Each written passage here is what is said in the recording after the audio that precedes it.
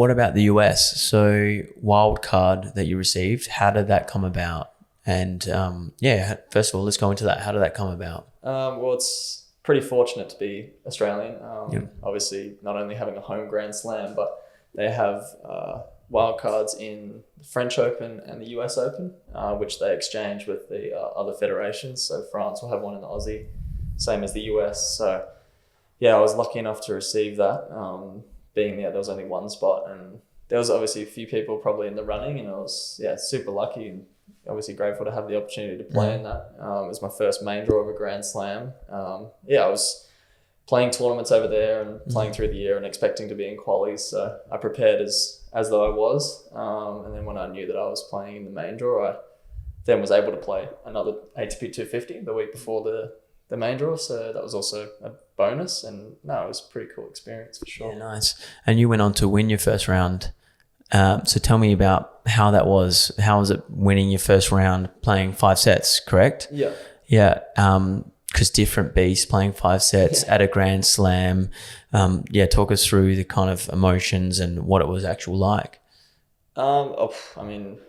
Pretty cool, first of all. I've never been in that situation, so something I always dream of as a kid, to play in Grand Slams, and obviously in the main draw too. I played qualies on a few occasions, and yeah, it was pretty surreal. I didn't start too flash. I was down 2 sets to love and a break in the third. So I'd known that I'd done the work physically through the preseason. I put in a pretty massive block, and felt like I continually kept my level of fitness through the year, and I felt pretty tough mentally as well. So I knew if it had to go 5 sets, I was ready to go. And I think having that in my back pocket really helped sort of calm me down. Even like obviously things aren't going great, 2 sets and a breakdown, I sort of still knew if I could just keep myself in the match, keep going, I'm probably going to be better off and get better as I go along. And yeah, it ended up sneaking the third out. I was down a break again in the fourth, won that, and broke first game of the fifth and held it out through the end. So it was a pretty memorable match for sure. Amazing. To do it that way is always, you sort of talk about it and laugh about it, I imagine, if you did that. But yeah, it actually happened. It took a little bit to sink in, I think.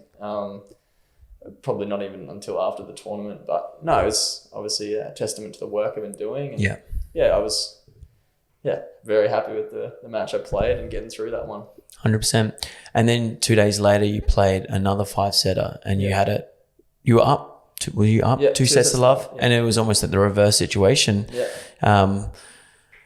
How was that being so close to being to a third round in the main draw and your first main draw experience, and have that kind of slip through the fingers? Was that, I can imagine that would have been shattering in a way. You would have been super proud of yourself, but also like really shattered at the same time, I'm guessing. Weird feeling. It's been a real interesting one, because people say, how was the US Open? And it's like, well, it started horrendous. Like it was 2 sets and a breakdown. Could have been done 10 minutes later.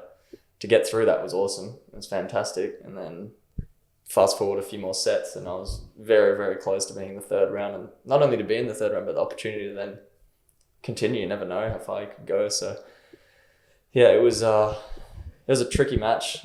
Mensic's a great player. He's only top 50, so he's been killing it and doing some good stuff. So I knew that I had to come at him and take the match on, and I did that very well for the most part of the match. I felt like I troubled him a lot. He didn't like what I was bringing to the table, and I was up 2 sets to love. He played a good third set.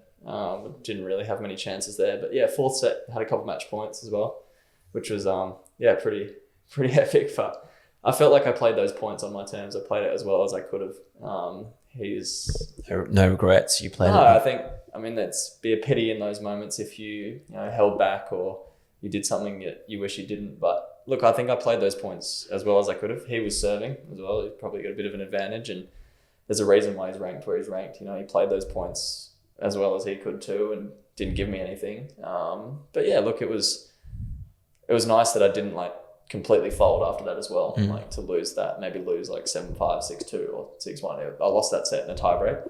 I lost the 5th set in a tiebreak.